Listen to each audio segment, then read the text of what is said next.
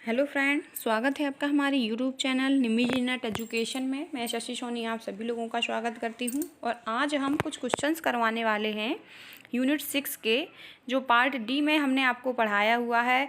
विवरणात्मक शोध पढ़ाया है, नरेटिव रिसर्च, आपको ग्राउंडेड थ्योरी पढ़ाई है, प्रदत्त आधारित शोध, निर्जाति शोध, एथनोग्राफी शोध, ठीक है, केस स्टडी पढ़ाई हुई है, मिश्रित मिक्स्ड मेथड डिज़ाइन ये भी पढ़ाया है, मिश्रित पद्धति या विकल्प। ये जो रिसर्च हमने आपको पढ़ाई हैं, इनके क्वेश्चंस किस तरीके से आते हैं हम उनके बारे में आज बात करने वाले हैं। ठीक है, तो ये क्वेश्चंस जो मैं करवा रही हूँ, ये क्वेश्चन सारे आपके अभी के आए हुए दिसंबर 2019 के आए हुए क्वेश्चन हैं, करंट में ही आए हुए क्वेश्चन हैं, कुछ पुराने क्वेश्चंस नहीं करवा रही हूँ। इसके बाद जो क्वेश्चन अभी आपके दिसंबर 2020 में आए हुए थे उनको भी कराऊंगी। ठीक है, तो ये क्वेश्चन है, आप पहले देखिए। निम्नलिखित में से कौन सा शोध अभिकल्प अनुभूत जीवन यथार्थ का वर्णन करने के लिए सर्वाधिक उपयुक्त माना जाता है। ठीक है, तो सबसे पहले आप समझना है कि क्वेश्चन कह क्या रहा है। ठीक है, तो कौन सा शोध अभिकल्प अनुभूत जीवन यथार्थ का वर्णन करने के लिए सर्वाधिक उपयुक्त माना जाता है। अब आप इनके ऑप्शन पे जाइए। ठीक है,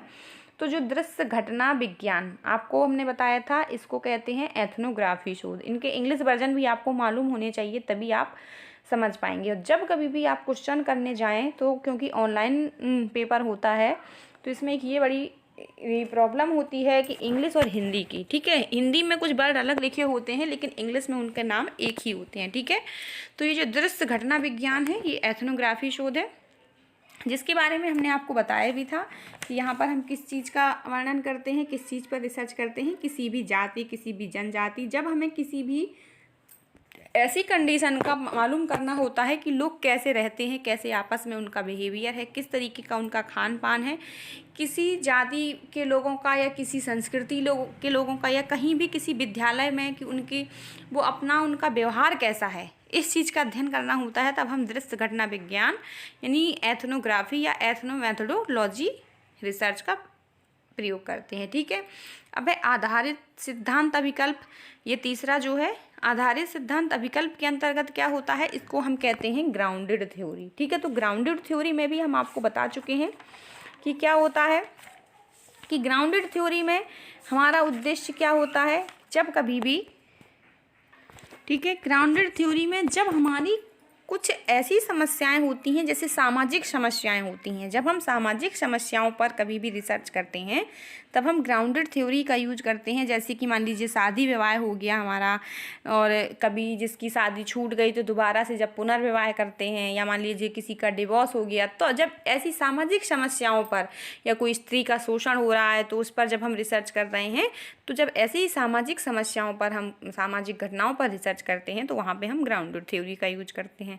अब व्यक्ति अध्ययन अभिकल्प, ये आपका केस स्टडी इंग्लिश में बोलते हैं। तो व्यक्ति अध्ययन अभिकल्प के अंतर्गत आप जानते हैं कि जब कभी भी हम किसी व्यक्ति या किसी घटना या किसी भी ऐसे केस को अध्ययन करते हैं, एक ऐसे केस पर रिसर्च करते हैं जहाँ पर भी एक इकाई के रूप में उसका अध्ययन करते हैं। जैसे किसी विद्यालय का केस हो गया या किसी घर के परिवार का केस हो गया।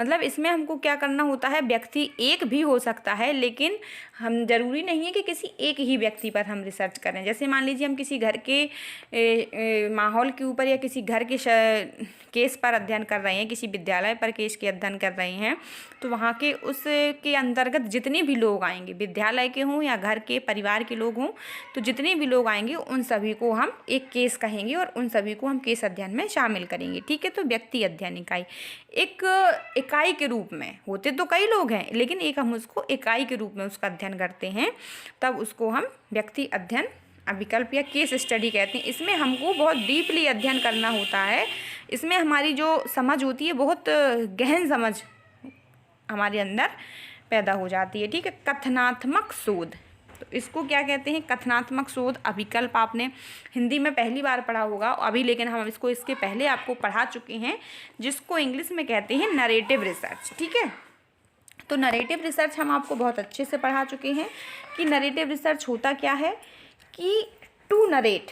ठीक है, जब कभी भी हम किसी व्यक्ति के ऊपर रिसर्च करते हैं तो व्यक्ति केवल एक ही होता है और जो हम डेटा को कलेक्ट करते हैं वो उसी व्यक्ति के द्वारा करते हैं, ठीक है। उसी व्यक्ति से स्वयं पूछते हैं, या तो उसकी आत्मकथा होती है, या वो यदि व्यक्ति स्वयं डायरी लिखता है तो डेटा को कलेक्ट उसी के रूप में किया जाता है जो उस व्यक्ति से स्वयं डायरेक्ट सूचना, या उस व्यक्ति के द्वारा लिखी गई डायरियाँ या उसके द्वारा कोई लिखे गए लेख, उनको हम डेटा में अपने लेते हैं।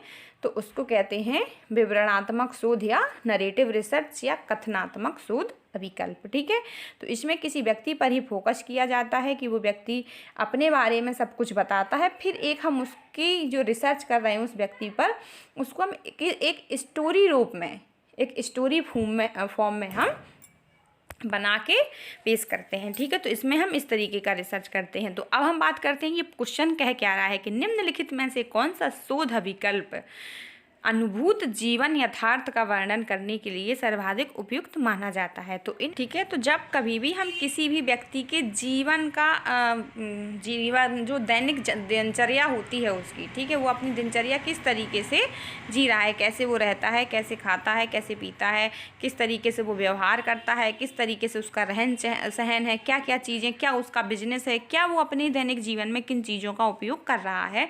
तो जब कभी भी हम किसी भी व्यक्ति की दिनचर्या या किसी भी घटना की दिनचर्या का पर रिसर्च करते हैं, उसका अध्ययन करते हैं, तो उसको हम क्या कहते हैं, दृश्य घटना विज्ञान या एथनोग्राफी रिसर्च, ठीक है। तो यहाँ पर यही क्वेश्चन कह रहा है कि कौन सा शोध अविकल्प अनुभूत जीवन यथार्थ, ठीक है, कि डायरेक्टली जीवन यथार्थ के प्रेजेंट में वो कैसे रह रहा है, क्या उसका बिहेवियर है, अनुभूत जीवन यथार्थ का वर्णन करने के लिए कौन सा सर्वाधिक उपयुक्त है। तो इसका जो राइट आंसर होगा वो होगा आपका पहला दृश्य घटना विज्ञान, ठीक है। पहला आंसर होगा दृश्य घटना विज्ञान अविकल्प, जिसको एथनोग्राफी रिसर्च या एथनोमेथोडोलॉजी भी बोलते हैं, ठीक है। तो उम्मीद करती हूँ आपको ये क्वेश्चन समझ में अगला क्वेश्चन है आपके सामने, निम्नलिखित में से किस शोध का मुख्य उद्देश्य सामान्यीकरण निर्माण है जो सिद्धांत निरूपण की ओर अग्रसर होता है। तो ये बात आप लोग क्लियरली समझ लीजिए कि जब कभी भी सामान्यीकरण की बात किया जाए तो हमेशा वहाँ पर क्या होता है, प्रयोगात्मक रिसर्च होता है, ठीक है, प्रयोगात्मक शोध होता है। क्योंकि यहाँ पर क्या, क्योंकि प्रयोगात्मक शोध में क्या होता है, एक्सपेरिमेंटल रिसर्च में क्या होता है कि हम यहाँ पर एक्सपेरिमेंट करते हैं और बताते हैं कि जो चर हैं, जो वेरिएबल्स हैं, उसका कारण क्या है और क्या उसका इफेक्ट पड़ रहा है। यदि कोई भी अंतर आ रहा है, कोई भी घटना घट रही है, तो वो क्यों घट रही है और कैसे घट रही है, ये इसको जो हम सामान्यीकरण करते हैं, प्रयोगशाला के अंतर्गत एक्सपेरिमेंट करते हैं और रिसर्च करते हैं, और इसमें जो भी निष्कर्ष निकलते हैं उनका हम जनरलाइजेशन कर सकते हैं। जो एक स्थिति में हमारे यहाँ यदि हम उसका जनरलाइजेशन करेंगे तो वो भी रिजल्ट यहीं पर आएगा, और अगर हम दूसरी जगह उसको प्रैक्टिकल करेंगे, उस पर एक्सपेरिमेंट करेंगे, तो दूसरी जगह भी उसका जो रिजल्ट आएगा वो वही आएगा, ठीक है। तो यहाँ पर इसको सबसे ज़्यादा साइंटिफिक रिसर्च माना जाता है, प्रयोगात्मक शोध को, ठीक है। तो यहाँ पर आप याद रख लीजिएगा कि जब कभी भी सामान्यीकरण की बात की जाए या चरों में जोड़ तोड़ की बात की जाए, वेरिएबल्स में कौन सी ऐसी रिसर्च है जहाँ पर हम वेरिएबल्स में जोड़ तोड़ कर सकते हैं, चरों पर हमारा नियंत्रण रहता है और उनमें हम जोड़ तोड़ कर सकते हैं, तो हमेशा वहाँ पे एक्सपेरिमेंटल रिसर्च या प्रयोगात्मक शोध होता है। तो आप इनके ऑप्शन देख लीजिए, दृश्य घटना विज्ञान यथार्थ के आत्मनिष्ठ परिप्रेक्ष्य सहित, तो ये इसमें बिल्कुल भी नहीं होगा, क्योंकि दृश्य घटना विज्ञान से आप लोग को समझ में आ रहा होगा कि ये एक एथनोग्राफी शोध है, यहाँ पर सामान्यीकरण बिल्कुल भी नहीं होता है, ठीक है। प्रतिभागी प्रेक्षण परिप्रेक्ष्य पर बल देना, तो ये भी नहीं होगा, इसमें ऑब्जर्वेशन की बात कर रहे हैं ये, ठीक है। प्रतीकात्मक अंतरक्रिया सामाजिक आदान प्रदान पर बल देकर, ये भी नहीं होगा। प्रयोग जिसमें नियंत्रण एवं चरों का हेरफेर सन्निहित हो, तो हमने आपको पहले ही बताया, यदि सामान्यीकरण की बात हो रही है, यदि प्रयोगात्मक शोध की बात हो रही है, तो वहाँ पर हमेशा एक्सपेरिमेंटल रिसर्च होगा। तो इसका जो राइट ऑप्शन होगा वो होगा आपका चौथा, प्रयोग जिसमें नियंत्रण चर एवं जिसमें नियंत्रण एवं चरों का हेरफेर सन्निहित होता है। देखिए आपके सामने फिर यही क्वेश्चन है, ये भी क्वेश्चन आपके दिसंबर 2019 का ये क्वेश्चन है कि कोई शोधकर्ता जनजातीय बच्चों के विद्यालय की कार्यविधि का अध्ययन करना चाहता है, इस संदर्भ में सर्वाधिक उपयुक्त शोध अविकल्प को निम्नलिखित में से किस वर्गीकरण द्वारा व्यक्त किया जा सकता है। ठीक है, तो कोई शोधकर्ता जनजातीय बच्चों के विद्यालय की कार्यविधि का अध्ययन कर रहा है। ठीक है, तो कथनात्मक शोध इसको कहते हैं नरेटिव रिसर्च। ठीक है, दृश्य घटना विज्ञान, आधारिक शोध सिद्धांत, निर्जातीय वृत्त। तो इसमें आप लोगों से उम्मीद करूंगी कि ये आंसर आपका इसमें गलत नहीं होना चाहिए, क्योंकि हमने अभी अभी आपको बताया कि जब कभी भी हम किसी जनजातीय या किसी जाति के लोगों पर या किसी जनजाति के लोगों पर उनकी दैनिक दिनचर्या का अध्ययन करते हैं तो वहाँ पर हमारा क्या होता है, आप लोग खुद बता सकते हैं क्या होता है वहाँ पर। एथनोग्राफी शोध जिसको कहते हैं निर्जातीय वृत्त। ठीक है, तो यहाँ पर भी कोई शोधकर्ता जनजातीय बच्चों की विद्यालय की कार्यविधि का अध्ययन करना चाहता है। तो यहाँ पर देखिए जनजातीय से आपको रिलेटेड समझ में आ रहा हुआ कि जाति, जब कभी भी किसी जाति जनजाति के हम दैनिक व्यवहार का अध्ययन करते हैं तो वहाँ पर हमारा हमेशा निर्जातीय शोध होता है, एथनोग्राफी शोध जिसको कहते हैं निर्जातीय वृत्त। ठीक है, तो इसमें आपका आंसर क्या होगा, निर्जातीय वृत्त। ठीक है, चौथा आंसर होगा। समझ में आ गया होगा उम्मीद करती हूँ।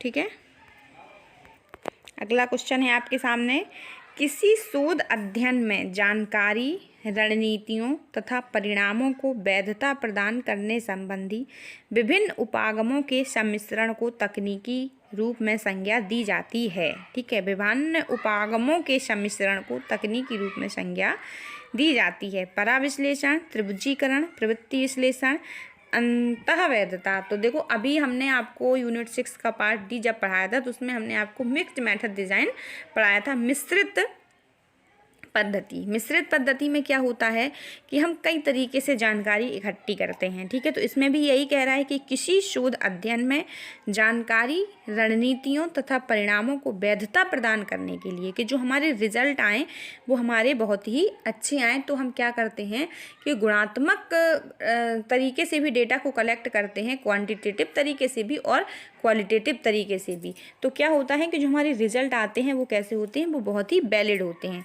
तो प्रदान करने संबंधी विभिन्न उपागमों मतलब कई तरीके से, कई विधियों का हम यूज करते हैं, कई रिसर्च का जब हम यूज करते हैं तो उनके सम्मिश्रण को तकनीकी रूप में संज्ञा दी जाती है। तो ये हम बता चुके हैं आपको। त्रिभुजीकरण होगा जिसको ट्रायंगल भी बोलते हैं, कि हम पहले दोनों तरीके से, क्वांटिटेटिव तरीके से भी डेटा को कलेक्ट करते हैं और क्वालिटेटिव तरीके से भी डेटा को कलेक्ट करते हैं, फिर उनको रिजल्ट भी निकालते हैं, उनका क्या रिजल्ट आता है, फिर हम उन दोनों को आपस में कंपेयर करते हैं, जिसको क्या कहते हैं, त्रिभुजीकरण। ये हमने अभी आपको पिछले वीडियो में पढ़ाया हुआ था, मिश्रित पद्धति। ठीक है, मिक्स्ड मेथड डिज़ाइन जिसको बोलते हैं, उसी के अंतर्गत आपका ये जो त्रिभुजीकरण आता है, उसी के बाद आपका एक्सप्लेनेटरी रिसर्च आता है और एक्सप्लोरेटरी रिसर्च आता है। ठीक है, एक्सप्लेनेटरी गवेषणात्मक और एक्सप्लेनेटरी आपकी व्याख्यात्मक शोध। ठीक है, ये हमने आपको बताए हुए थे।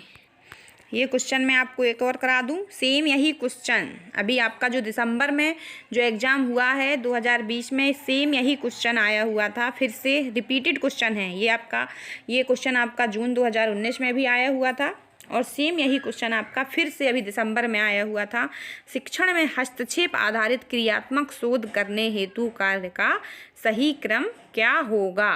ठीक है, तो इसमें आप हिंदी में नहीं याद रख सकते हैं तो इंग्लिश में याद रख लीजिए, plan, act, observation and reflecting. ठीक है, तो इसको आप इंग्लिश में याद रख सकते हैं और ऐसे भी याद कर सकते हैं, पी,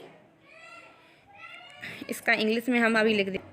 ठीक है, इसमें इस तरीके से आप लिख सकते हैं, पी प्लान हो गया, ऑब्जर्वेशन ओ हो गया, प्लान एक्ट, सॉरी ये नहीं होगा आपका, सबसे पहले आपका पी आएगा, फिर एक्ट आएगा, फिर ओ आएगा, फिर आपका आर आ जाएगा। ठीक है, तो पी ए ओ आर आप इसको इस तरीके से लिख सकते हैं। इस तरीके से आप इनको याद कर लीजिए। तो हमेशा जो क्रियात्मक शोध करने हेतु कार्य का सही जो क्रम होता है, पहले हम प्लानिंग करते हैं, फिर कार्य करते हैं, फिर ऑब्जर्वेशन करते हैं, देखते हैं कि जो कार्य हमने किया वो सही है कि नहीं है।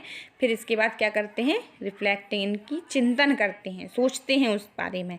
तो ये सेम यही क्वेश्चन आपका दोबारा से आया हुआ था, तो आप लोग सोच सकते हैं कि इसमें आपका कौन सा होगा। प्लान का मतलब पहले योजना, कार्रवाई यानी एक्ट, कार्य करना, प्रेक्षण ऑब्जर्वेशन तथा चिंतन। तो इसमें आपका जो राइट ऑप्शन होगा सेकंड होगा, ठीक है, यानी कि दूसरा ऑप्शन, योजना, कार्रवाई, प्रेक्षण तथा चिंतन। इस क्वेश्चन को रट लीजिए क्योंकि 2-3 बार ये क्वेश्चन रिपीट आपका हो चुका है, ठीक है। अगला क्वेश्चन, ठीक है, अगला क्वेश्चन आपके सामने है ये, किस प्रकार के शोध में प्रतिभाग करने से अभ्यासकर्ता में सुधार होने के साथ साथ कार्य परिस्थितियों में भी सुधार की संभावना होती है। तो आप इस बात का हमेशा याद रखना कि जब कभी भी क्लास की बात की जाए, क्लास से लेके किसी भी समस्या की बात की जाए, किसी व्यक्ति के व्यवहार में सुधार की बात की जाए, तो हमेशा वहाँ पर कौन सा रिसर्च होता है, एक्शन रिसर्च होता है, यानी कि क्रियात्मक शोध होता है, ठीक है। क्योंकि सबसे पहला आपका इसमें ऑप्शन दिया हुआ है फंडामेंटल सोच, मौलिक शोध, यानी कि इसमें आपको क्या कोई भी सिद्धांत को बनाना होता है, ठीक है। यहाँ पर हम किसी व्यवहार की बात नहीं करते हैं। दूसरा व्यवहार सोच, जिसको अप्लाइड रिसर्च भी बोलते हैं, तो इसमें हम हमेशा किसी भी जो हमने सिद्धांत बनाए हैं फंडामेंटल रिसर्च में, उनका हम यहाँ पे प्रयोग करते हैं, ठीक है, अप्लाइड करके देखते हैं। और मूल्यांकन पर एक शोध में क्या होता है कि यहाँ पर हम व्यवहार का किसके करते हैं, मूल्यांकन करते हैं। जो भी हमने सिद्धांत बनाए हैं, जो भी हम रिसर्च कर रहे हैं, उनका यहाँ पर मूल्यांकन करते हैं। क्रियात्मक शोध में जो होता है यहाँ पर वर्तमान की जो तत्कालिक समस्याओं का समाधान, ठीक है, जो वर्तमान की समस्याएँ होती हैं तो तुरंत हम उनको सॉल्यूशन कर देते हैं। जैसे क्लास में किसी बच्चा को कोई भी प्रॉब्लम हो रही है, उसने किसी के साथ कोई गलत किया, उसको पढ़ाई लिखाई से रिलेटेड जो भी प्रॉब्लम हो रही है, जब कभी भी हम ऐसी समस्याओं का समाधान करते हैं तो वहाँ पर हमेशा क्रियात्मक रिसर्च होता है, ठीक है, तात्कालिक समस्याओं का समाधान। और उसके व्यवहार में तुरंत हम वहाँ पे सुधार कर देते हैं कि आपने ये गलती की, आप इसको सुधार करिए, तो वहाँ पर हमारा क्रियात्मक शोध होता है। जब कभी भी वर्तमान तत्कालिक शोध की बात की जाए या हमेशा क्लासरूम की बात की जाए, क्लासरूम से लेके बच्चों में सुधार की बात की जाए, तो हमेशा क्रियात्मक रिसर्च होता है, एक्शन रिसर्च, शोध। चौथा आंसर इसमें सही होगा, ठीक है।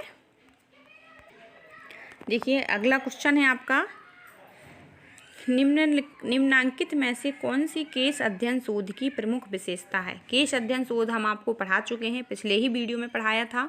यूनिट 6 का पार्ट डी में भी आपका ये केस अध्ययन दिया हुआ है। केस स्टडी में हमने आपको बताया था कि इसमें हम क्या करते हैं, किसी भी समस्या को एक इकाई के रूप में लेते हैं, किसी भी समस्या को एक सामाजिक इकाई के रूप में लेकर हम उसको जब सॉल्यूशन देते हैं, जब उस पर रिसर्च करते हैं, तो वहाँ पर केस अध्ययन होता है।